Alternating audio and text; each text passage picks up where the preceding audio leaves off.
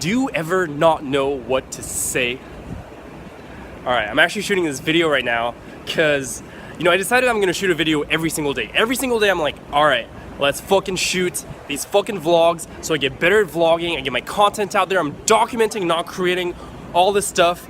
And I was like, alright, I'm gonna shoot right now because you gotta be a little downtown, I'm gonna grab dinner in a second, waiting for my friend who was up here in this hotel in the parking lot. It started to rain a little, and I was like, I'll take this time to shoot. But I don't know what to talk about. And so I thought, well, perfect. I'm gonna talk about what to do when you don't know what to talk about. Because for me, this is something I struggled with for a long time. For a long fucking time, I would struggle with this in social situations where I would not know what to say. And I'd be with people, I'd be hanging out, or I would meet someone new, and I just don't know what the fuck to say. I'm like, oh, this is, and it would be like awkward silences. And so I kind of wanted to talk about that. Now, the first thing that I think is really important is that in any social situation or in any situation ever, you can always say anything. It's okay. The most important thing, I think, is that you don't filter yourself. Because for the longest time, I would filter myself so much. As in, I would want to say this, but I wouldn't. Have you ever had it where like you're in a social situation and maybe you think of a joke, or maybe you think of a story that relates, or maybe you think of a way to bring value? I think that's a great way to like think about how to approach social situations. It's like, how can I bring value to the situation? Now, don't be like stifled by that and be like, okay, I don't know how to bring value, so I'm not going to say anything. That's ridiculous. But you just think of something. You're like, oh, I should say this, but then you don't say it because you're scared. Most likely you're scared of judgment. You're like, what are these people going to think about me if I say that? If I say this, if I say that. And so this is something that I struggle with for the longest time, where like I would filter myself, and to the point where, for example, I would be embarrassed, for example, to say that I didn't know a certain thing. So for example, people would be like, oh yeah, you know this person, you know this celebrity, and in my mind I'm like, I actually don't. But verbally I'd be like, yeah, of course, yep.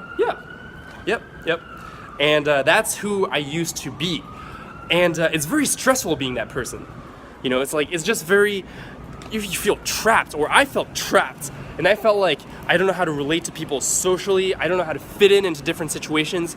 And, and when that happens, you further get in your head, and it's this kind of like downward spiral where you're just like going down, you're like, oh, fuck, like I just don't know how to deal with this situation. Now, when you don't know what to say, first thing, like I said, don't filter. Just start saying anything. And I think this is something that you can practice. I used to practice this to be able to talk to people. I literally, and also like for me, I actually love talking. I think talking is one of my big passions. Like I can talk forever. And when I'm alone, I would actually talk to myself over and over again. But the reason I did that was because I had difficulty, talking in different social situations. And so I was like, I'm gonna fucking practice talking.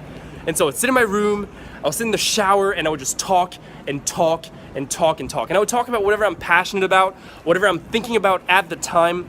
And that's how I kind of got into the habit of just talking and talking and talking and talking. So, that's a cool little exercise that I used to do. Now, another thing that I think is important to understand is that talking is not necessarily about what you say. In fact, most of the time, it's about how you say it. People respond to the emotion behind what you say and not necessarily to the content. Even for a joke, think about this one for a second. A joke is not funny because the joke is inherently funny. The words of the joke are not what makes it funny. What makes a joke funny is the fact that the person telling the joke thinks the joke is funny. They find it funny inside their body when they're saying the joke, and so it comes off in a way where people are instinctively going to laugh at that. Right? For me, when I hang out and I say funny shit, I don't know if I'm a funny guy, but when I say something that makes people laugh, most of the time it makes no sense. It's not like this clever joke with a clever script with whatever kind of oh, this funny contextual joke where it has to do with the context of the situation, or it's like a pun, like something smart. It's not. It's just some dumb shit that I just thought of at the time. I think it's funny. Boom, I say it. And because I find it funny, it comes off in a way where people instinctively laugh. Okay, so like I said, the emotion. Communication is mostly subcommunication. It's mostly the things that are underneath the explicit layers of communication, where you have the content, the words that you're saying, the sentence that you're saying, and then below that, you have all the emotions, you have your body language, you have the way that you're holding eye contact, you have, all these different things. The subcommunications are oftentimes much more important. So one thing I would urge you to do is, focus not on what you're saying necessarily, but how you're saying it. There's this myth in society. This is key.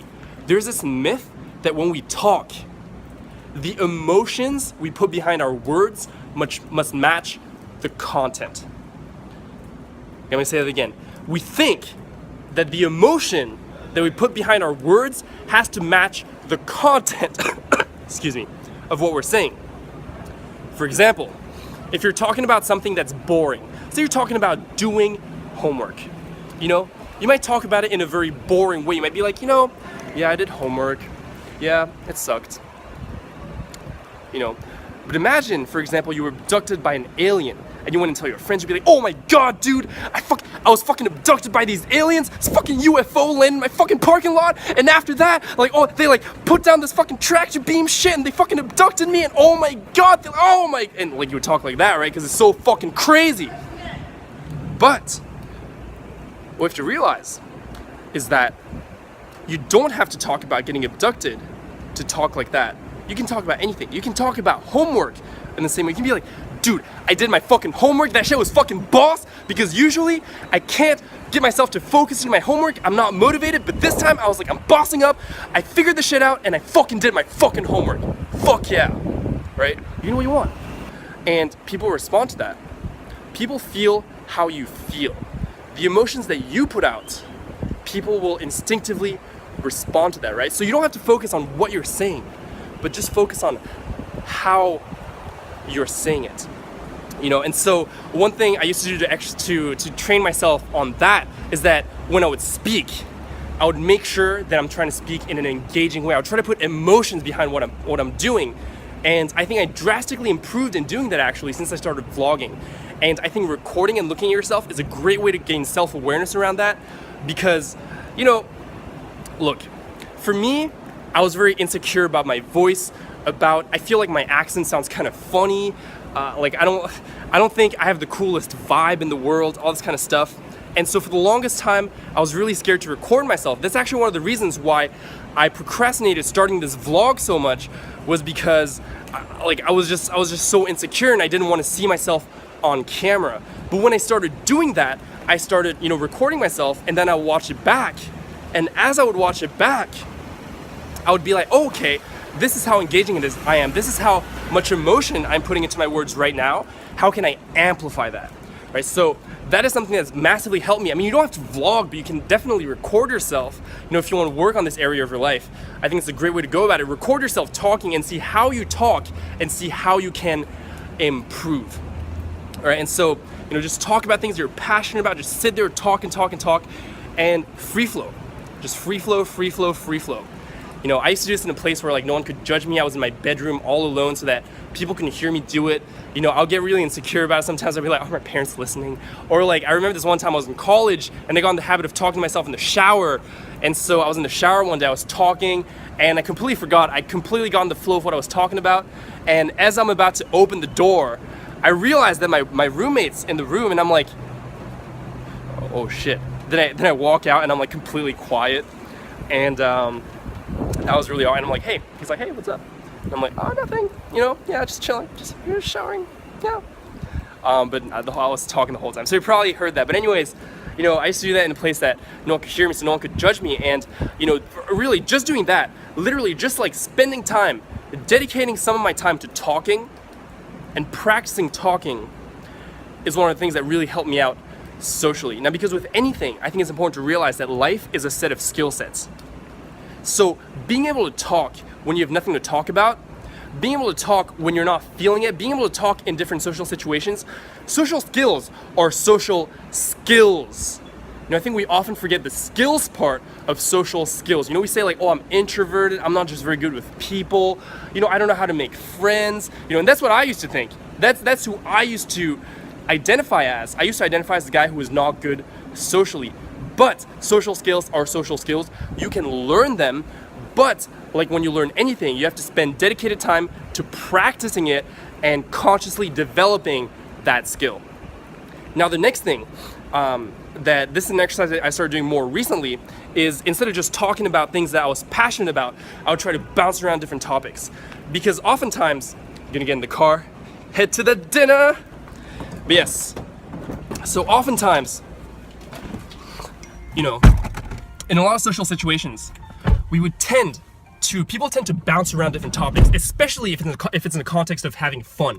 If you're just hanging out with people, it's not like logical conversation. For me, I'm a very logical person naturally. So, I love talking about like this like technical fucking shit. And like, for example, even now, like I'm getting pretty technical with this stuff, right? So that's what I'm used to doing. Going in a straight line where everything is like logically follows itself, staying on topic, that kind of thing. That's really what I'm more accustomed to. But like in a setting where you're just having fun, you just bounce around. And for me, that was something that I had massive trouble with. Like saying things out of nowhere, out of context. That's something that I used to struggle with a lot. And so, an exercise I started doing is I would try to talk, and I would do this, so I have a friend Max. He talks about it, he calls it the chain of associations. But it's basically a thing where you start with anything and then you try to associate off that. So for example, let's say I see this lamppost up here and I'm like, what's cool with lampposts? Sometimes fucking palm trees are taller than lampposts, but that's only in California when I noticed that, because I'm actually from Paris. And in Paris, I never noticed that because the trees are short.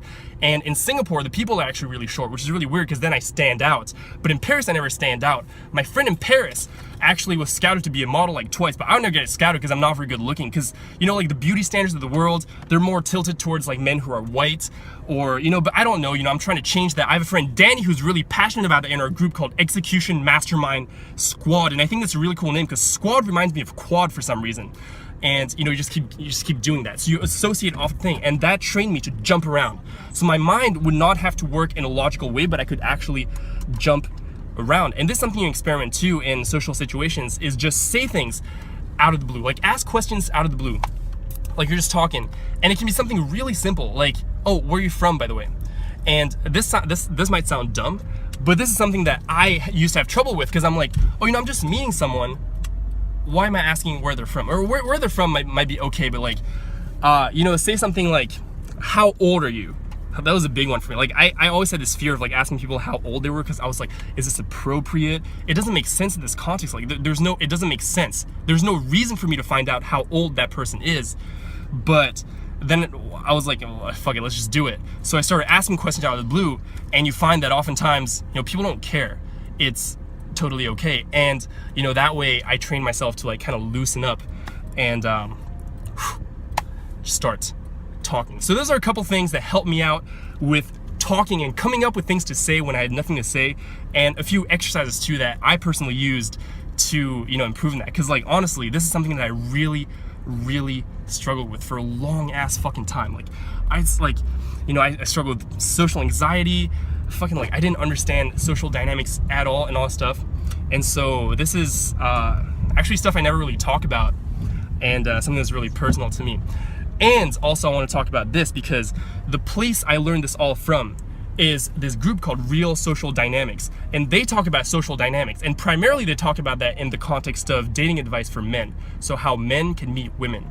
But really, social dynamics are just social dynamics, and so like this really applies to all situations. So if you're interested in that, I would urge you to check that out. That really kind of changed my whole life. It really helped me out in that area. So remember, social skills are skills. You can learn them. And also, as a final thought, think about all the other things that are skills in life. Life is just a series of skills. And I think this is something that we often forget because like I said earlier, in the same way that we might think, yeah, I'm just not good socially, it's just not my thing. I'm an introvert, or, I'm just not good at making friends. And again, I completely empathize with that because that used to be me. I literally used to think that was me. But I realized, wait a second, these skills are skills that if I practice, put in time and effort and study this thing, I can actually learn and get better at that. And think about other things too. For example, one thing that I recently realized is something like making money. Now this is a funny one, but like, we are fed this narrative where you think, okay, what's my life? I'm gonna go to school maybe, I'm going to, get a degree and then get a job, and that's how I'm gonna make my income. But I think one thing that's important to realize is that in the same way that social skills are skills, making money is itself a skill that you can learn. And if you read the blueprints of how it's been done, you can actually go study that, practice it, and make it happen. Now, this is an area that I just started working on this because I just had this realization not long ago. But, I think it's something that's important to keep in mind. So anyways, thank you so much for checking this out. I really appreciate it. If you enjoy this content, subscribe to my channel. Thank you, thank you, thank you. In any case, I'm gonna sign off. Peace. Take care.